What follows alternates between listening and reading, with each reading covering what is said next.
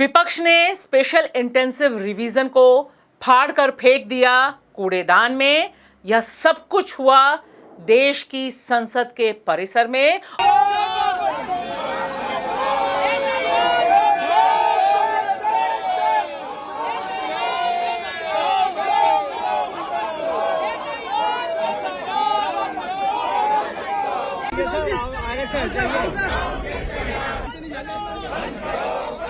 और यहां से जो नारे गूंजे, वोट चोर, गद्दी छोड़, वोट बंदी नहीं चलेगी, यह सारे वे नारे हैं जो अभी तक बिहार में, बिहार विधानसभा के साथ पूरे के पूरे बिहार की गलियों में गूंजते रहे हैं।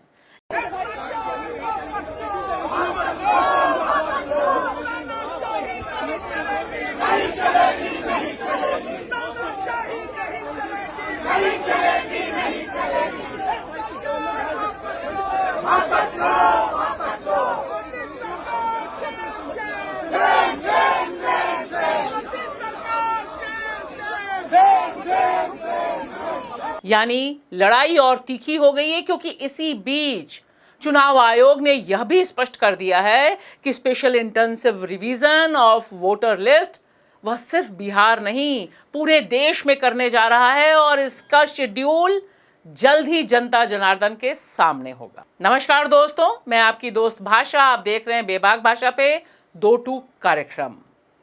SIR यानी स्पेशल इंटेंसिव रिवीजन, वोट बंदी, इसे लेकर जो घमासान है वह लगातार बढ़ता जा रहा है। और देश की संसद हो या बिहार की विधानसभा, वह दरअसल विपक्ष का प्रोटेस्ट स्थल बन गया है। जितनी अंदर चर्चा हो रही है, उससे ज्यादा समय देश का विपक्ष एकजुट होकर मोदी सरकार और चुनाव आयोग के इस कदम का पुरजोर विरोध कर रहा है।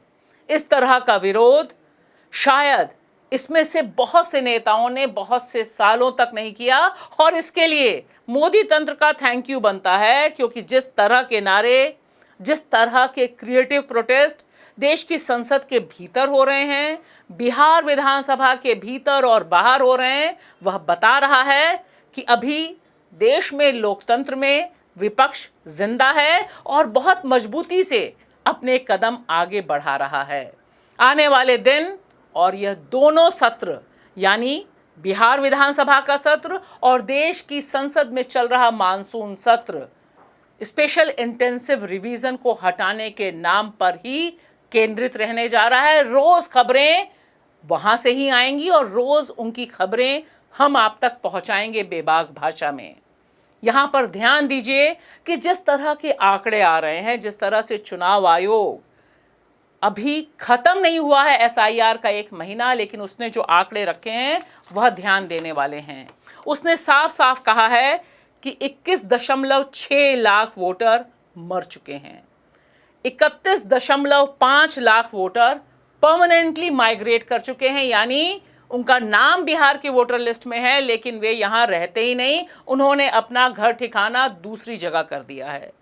7 लाख वोटर 2 जगह रजिस्टर्ड हैं और 1 लाख वोटरों को चुनाव आयोग खोज नहीं पाया है, वे गायब पाए गए हैं। यह सारे आंकड़े बहुत बड़े सवाल उठा रहा है इस पूरी प्रक्रिया पर, क्योंकि ध्यान दीजिए, इसी साल जनवरी 2025 में वोटर लिस्ट का रिवीजन इसी चुनाव आयोग ने, इसी चुनाव आयोग की मशीनरी ने किया था।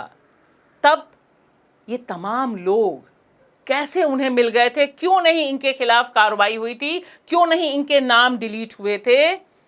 और अभी तो ड्राफ्ट लिस्ट भी नहीं बनी है, लेकिन पहले ही चुनाव आयोग इस तरह का माहौल बनाने लग गया है कि देखो इतनी बड़ी गड़बड़ियां हैं यहां पर। फिलहाल अभी तक उसने यह नहीं बताया है कि घुसपैठिए कितने हैं, लेकिन सूत्र और मूत्र के हिसाब से खबरें मीडिया में प्लांटेड की जा रही हैं, खबरें आ रही हैं जो एक माहौल बना रही हैं कि दरअसल यह जो SIR की प्रक्रिया है, जिसे जनता और विपक्ष वोट बंदी कह रहा है, उसमें बड़े पैमाने पर घुसपैठिए भी पकड़े जा रहे हैं। इस पूरे मसले पर पूनम अग्रवाल, जो एक यूट्यूबर हैं, जर्नलिस्ट हैं और चुनाव की प्रक्रिया पर बहुत ही गहरी तफ्तीश वाले वीडियोस पेश करती रही हैं, उन्होंने यह जो एनालिसिस पेश किया है, इसे देखना, समझना और समझाना बहुत जरूरी। एक महीने में बिहार में इलेक्शन कमीशन ने पाया है कि 21 लाख से ज्यादा लोग मर चुके हैं। तो ये डेटा उनको कैसे अब मिल रहा है और समरी रिवीजन के टाइम कैसे छूट गया?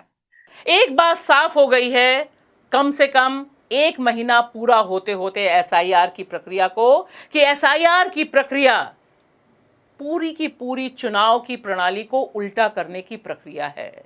अभी तक मतदाता सरकार को चुनते थे और अब सरकार बहादुर चुनाव आयोग के साथ मिलकर अपने मतदाताओं को चुन रही है, और यह लोकतंत्र के लिए अंतिम क्षण भी हो सकता है। लेकिन जिस तरह से विपक्ष लामबंद है और रोज प्रदर्शन पर प्रदर्शन हो रहे हैं, उससे ऐसा लगता है कि अगर यह फैसला भी सुप्रीम कोर्ट में अगर उन्हें राहत नहीं मिली और विपक्ष यह कहे कि यह एसआईआर झूठा है, हम वोट में शामिल नहीं होंगे, यानी चुनाव की प्रक्रिया में शामिल नहीं होंगे, इस दिशा में अगर बढ़ता है कदम, तो भी शायद लोकतंत्र को बचाने की दिशा में एक बढ़ा हुआ कदम इसे माना जा सकता है। शुक्रिया।